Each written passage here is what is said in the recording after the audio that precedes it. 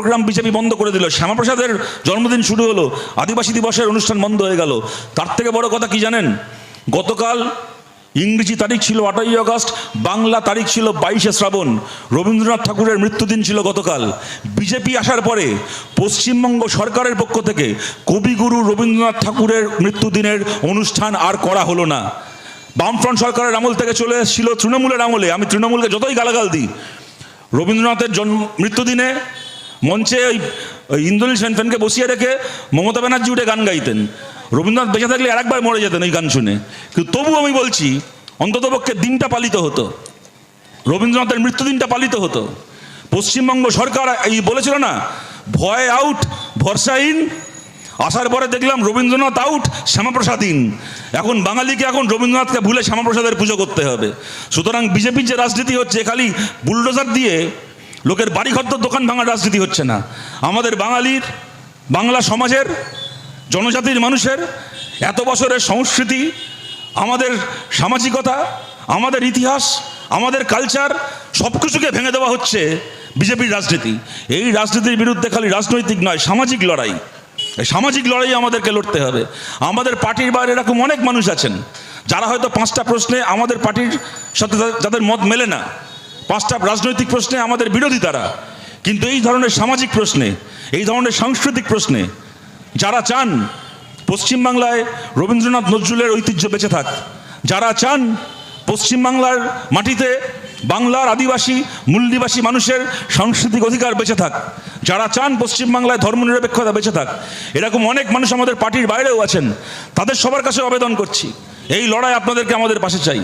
আর আমাদের কমরেডদেরকেও এটা বুঝতে হবে। আমাদের কমরেডদের মধ্যে অনেক সময় এরকম সংকীর্ণতা কাজ করে যে কোনো মানুষ হয়তো এর আগে আমাদেরকে 2টো প্রশ্নে আমাদের বিরোধিতা করেছেন, কেউ আমাদেরকে ভোট দেননি, আমাদের 2টো ব্যাপারে সমালোচনা করেছেন। তো আমরা সারা জীবনের জন্য ভেবে নিই সে আমাদের শত্রু। জীবনে কোনোদিন তার সঙ্গে আমাদের যে আবার নতুন একটা সম্পর্ক তৈরি হতে পারে আমরা মাথাতেই রাখি না। কিন্তু আমাদের কমরেডদেরকেও এটা বুঝতে হবে। আমরা যদি চাই যে আমাদের মিটিং মিছিলে লোক বাড়ুক, আমাদের লড়াইয়ের মানুষ বাড়ুক, তাহলে নতুন মানুষ কুমোরটুলিতে অর্ডার দিয়ে তৈরি হবে না, নতুন মানুষ মেশিনে তৈরি করা যাবে না, নতুন মানুষ গাছের ডালে ফলবে না। যে মানুষ এর আগে আমাদের উল্টো দিকে ছিলেন সেই মানুষকেই আমাদের দিকে আনতে হবে, তবেই আমাদের মিটিংয়ে লোক বাড়বে। আমরা মোদির মতো ওই তৃণমূলের চোরগুলোকে আমাদের পক্ষে আনবো না। আমরা শুভেন্দুর মতো ওই তৃণমূলের এই চোরগুলোর সঙ্গে বসে বসে মিটিং করব না। কিন্তু রাজনৈতিকভাবে আমাদের উল্টো দিকে ছিলেন, কিন্তু যারা ভালো মানুষ, যারা গণতান্ত্রিক মানুষ, যারা মানুষের কল্যাণ চান, মঙ্গল চান যে মানুষ, তাদেরকে আমাদের পাশে আনতে হবে। কোনো রকম সংকীর্ণতা, এখানে কোনো সংকীর্ণতাকে প্রশ্রয় দেওয়ার জায়গা নেই। নিজেদের মনেরও সংকীর্ণতা ছাড়তে হবে, খোলা মনে এই মানুষের কাছে যেতে হবে। এবং এই যে বিজেপির বিরুদ্ধে যে রাজনৈতিক লড়াই, এই সাংস্কৃতিক লড়াই, এই লড়াই আরও জোরালোভাবে লড়তে হবে। এই লড়াই আমরা লড়বো এবং অতি অবশ্যই এই লড়াই আমরা জিতবো। 2029 সাল গোটা ভারতের হাওয়া আপনারা দেখছেন, কদিন পরে উত্তরপ্রদেশের ভোট হবে, গোটা ভারতের হাওয়া আপনারা দেখতে পাচ্ছেন।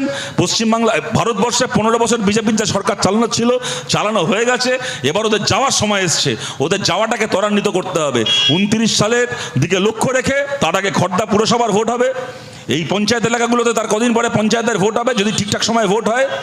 পুরসভার ভোট, পঞ্চায়েত ভোট থেকে শুরু করে আমাদের কাছে যতগুলো সুযোগ আছে তার আগে আমাদের কদিনের মধ্যে আপনাদের এই জেলায় পাশে বসিরহাট লোকসভা কেন্দ্রের উপনির্বাচন হবে, মুর্শিদাবাদের রেজিনগরের ভোট হবে, নন্দীগ্রামের ভোট হবে। আমরা তাকিয়ে আছি এই ভোটগুলোর দিকে, এই লড়াই করার দিকে। আপনাদের সবার কাছে আবেদন করছি, এই প্রতিটা ভোটে গোটা দেশ জুড়ে বিজেপি বিরোধী এই যে হাওয়া, বিজেপির যে পরাজয় শুরু হয়েছে, সেই তার সঙ্গে তাল মিলিয়ে আমাদেরও যে দায়িত্ব এখানে পালন করার, আমাদেরকেও সেই দায়িত্ব পালন করতে হবে। 2029 সালের দিকে আমাদের এগিয়ে যেতে হবে। এই কথা বলে আপনাদের সবাইকে অভিনন্দন জানিয়ে এবং অভয়ার খুনিরা যারা যারা জড়িত এই চক্রান্তের সঙ্গে, এই ধর্ষণ খুনের সঙ্গে, তাদেরকে প্রত্যেককে গ্রেপ্তার করতে যেন এই সরকারকে আমরা বাধ্য করতে পারি, সেই লক্ষ্যে আমাদের লড়াইয়ে আগামী দিনে আবার দেখা হবে। অভয়ার মার বাবার আজকে রাজনৈতিক পরিচয় যাই হয়ে থাক না কেন, তা বলে অভয়াকে নিয়ে যে লড়াই, আমাদের যে এতদিনের যে আমাদের একটা অপেক্ষা, কবে ন্যায় বিচার পাবো, আমাদের এই অপেক্ষা মিথ্যে হয়ে যায় না, আমাদের লড়াই মিথ্যে হয়ে যায় না। এই লড়াই আমাদেরকে লড়তেই হবে, ন্যায় বিচার পাওয়ার মধ্যে দিয়ে আমাদের এই লড়াই শেষ হবে। এই কথা বলে আপনাদের সবাইকে ধন্যবাদ জানিয়ে আমার কথা শেষ করছি। ভালো থাকবেন সবাই, নমস্কার। রাজনীতি দেখে গত 4 মের পর থেকে রাজ্যের সাধারণ মানুষের, শিক্ষিত মানুষের, সাংস্কৃতিক মনন যে সমস্ত মানুষের আছে, তাদের এটাই অভিজ্ঞতা তো আমরা গত নির্বাচনের আগে যা বলেছিলাম, আমরা নির্বাচনের পরেও সেই অবস্থান থেকে এক ফোঁটা নড়িনি। আমরা যারা ভারতের কমিউনিস্ট পার্টি মার্ক্সবাদীর কর্মী, সমর্থক, দরদি, আমরা যারা সংগঠক হিসেবে এখানে কাজ করার সুযোগ পাই, আমরা রাজনীতিকে উপভোগ করবার থেকে যা তৃণমূল কংগ্রেস রাজ্যের মাটিতে গত 15 বছর দেখিয়ে গেছে, সুযোগ সুবিধা থেকে শুরু করে মানুষকে এত উৎপাত করেছে, সেই উৎপাতও ওরা উপভোগ করেছে। আমরা রাজনীতি করা বা নির্বাচিত হওয়াকে দায়িত্ব পালন হিসেবে অনেক বেশি দেখি। ক্ষমতায় কেউ চিরস্থায়ী নয়, এটা আমরা জানি। এই ক্ষমতায় যখন কেউ চিরস্থায়ী নয়, ক্ষমতায় থাকাকালীন আমাদের কি করা উচিত সে সম্পর্কেও আমাদের সচেতনতা থাকা উচিত। এই সময়কালে গোটা দেশে গত কয়েকদিন আগে পর্যন্ত দোর্দণ্ড প্রতাপ একটা রাজনৈতিক দল, তাদের দোর্দণ্ড প্রতাপ নেতারা এই কিছু দূরে ঈশ্বরীপুর কদমতলায় যারা ঘোষণা করেছিল কমিউনিস্ট পার্টির কর্মীদের জন্য বাঁশে তেল মাখিয়ে রেডি করে রাখা আছে, যিনি বাঁশে তেল মাখিয়ে রেডি করেছিলেন সেই বাঁশ তিনি কিভাবে বহন করেছেন তিনি ভালো বলতে পারবেন, সেটা আমাদের ভাবনার বিষয় নয়।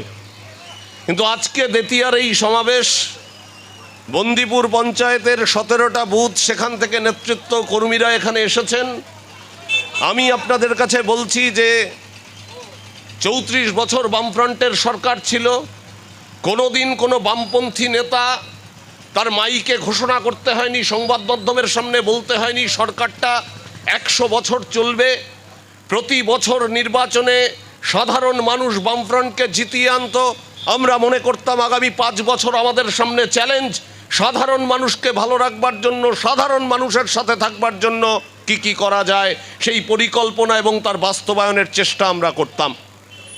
2011 সালে এসে যারা দেখেছিলেন আমাদের রাজ্যের ওই ভদ্রমহিলার নামে নাকি 200 বছর পর মন্দির হবে, তারা এখন আর মন্দিরের গল্প সাধারণ মানুষের সামনে করেন না, নিজেদের পিঠ বাঁচাতে আর ট্যাগ বাঁচাতে ব্যস্ত। কিন্তু যে সময়ে তারা মনে করলো যে তারা ক্রাইসিসে পড়তে শুরু করেছে, বিপদে পড়তে শুরু করছে, মানুষ ভালোভাবে নিচ্ছে না, তখন থেকে বলতে শুরু করলেন 30 বছর 40 বছরের গল্প। আসলে এই গল্প বলে আসলে নিজের মনকে সান্ত্বনা দেওয়া হয়, নিজের মনকে ভালো রাখা যায়, কিন্তু বাস্তবতার সাথে তার কোনো মিল নেই। একইভাবে আমাদের রাজ্যের মাটিতে 2026-এ 15 বছর ওরা চালালো, 2026-এ বিজেপির সরকার হলো। বিজেপি কি জিনিস এই অঞ্চলের মানুষ জানেন, গোটা খড়দার মানুষ জানেন। তবুও তৃণমূল কংগ্রেসকে তাড়ানোর জন্য অনেকে হয়তো বুকে পাথর চাপা দিয়ে এই সিদ্ধান্ত নিয়েছিলেন। আমাদের বিশ্বাস না করে তা নির্বাচনী ফলাফলেই পরিষ্কার। আজ থেকে 5 বছর 6 বছর 7 বছর এই সরকারটাও একদিন থাকবে না। তাই সরকারে থাকার সুবিধা নিয়ে সাধারণ মানুষকে যারা চোখ রাঙাতে অভ্যস্ত, যারা পছন্দ করেন, যারা পৈশাচিক আনন্দ পান সাধারণ মানুষের ভয়ার্ত চোখ দেখে, তাদের এই বর্তমান অবস্থার কথা ভবিষ্যতে মাথায় রাখা উচিত, কারণ ইতিহাস দ্বিতীয়বার সুযোগ দেয় না।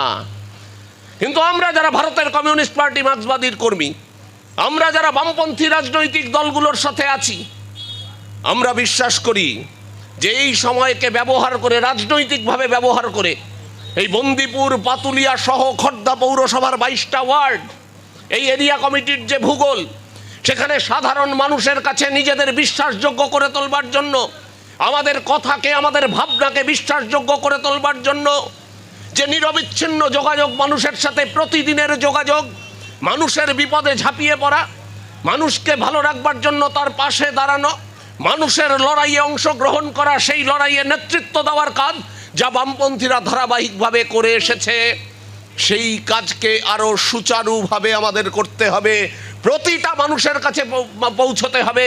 শুধুমাত্র মঞ্চে ভাষণ আর চোঙা খাটিয়ে নির্বাচন হয় না, শুধু মঞ্চে ভাষণ আর চোঙা খাটিয়ে সাধারণ মানুষকে ভালো রাখা যায় না। সাধারণ মানুষকে ভালো রাখতে গেলে মাটিতে নামতে হয়। সেজন্যই আমরা শুনি যে রেখো মাটির সাথে দুটি পা, রেখো মাটির সাথে দোস্তি, যেন আকাশের কোনো ঠিক নেই, মাটি মরণেও দেয় স্বস্তি। সেই স্বস্তিকে নিয়েই আমাদের আগামীর পথ চলা, মাটিতে দাঁড়িয়ে মানুষের পাশে থেকে, মানুষেরকে সাথে নিয়ে যেন ভবিষ্যতে যে কোনো নির্বাচনে মানুষের কাছে একমাত্র বিশ্বাসযোগ্য রাজনৈতিক শক্তি হয় বামপন্থীরা। এই অবস্থার পরিবর্তন আমাদের ঘটাতে হবে। সেই অবস্থার পরিবর্তন আপনারা ঘটাবেন। আপনাদের আগাম শুভেচ্ছা জানিয়ে আমার কথা শেষ করছি। নমস্কার। ধন্যবাদ কমরেড দেবজ্যোতি দাসকে তার মূল্য। সমস্ত সিংহদের কি অবস্থা বন্দিপুরের মানুষের অভিজ্ঞতার মধ্যে আছে। সুতরাং এই ঘটনা প্রমাণ করে চিরশক্তিমান কেউ হয় না, আর রাজনীতিতে তো হয়ই না। সারা জীবন ক্ষমতায় থাকা যায় না। সুতরাং রাজনীতিতে ক্ষমতায় থাকাকালীন ক্ষমতাকে এমনভাবে উপভোগ করতে নেই, এটা রাজনীতির শিক্ষা, যে পরবর্তীতে সেই ক্ষমতাকে উপভোগ করার কারণে না নিজে নিজের পরিবারকে, যে পরিবারের মানুষগুলো তার বিন্দু বিসর্গ জানতেন না, তাদেরকে সমস্যার সম্মুখীন হতে হয়, রোষের মধ্যে পড়তে হয়। রাজনীতির শিক্ষা, অর্থ এমন একটা জিনিস, পকেটে যত আসে তত ভালো লাগে, কিন্তু সেই ভালো লাগাটাকে কখনো কখনো থামাতে জানতে হয়, নইলে সেই অর্থই অনর্থের কারণ হয়। গোটা রাজ্য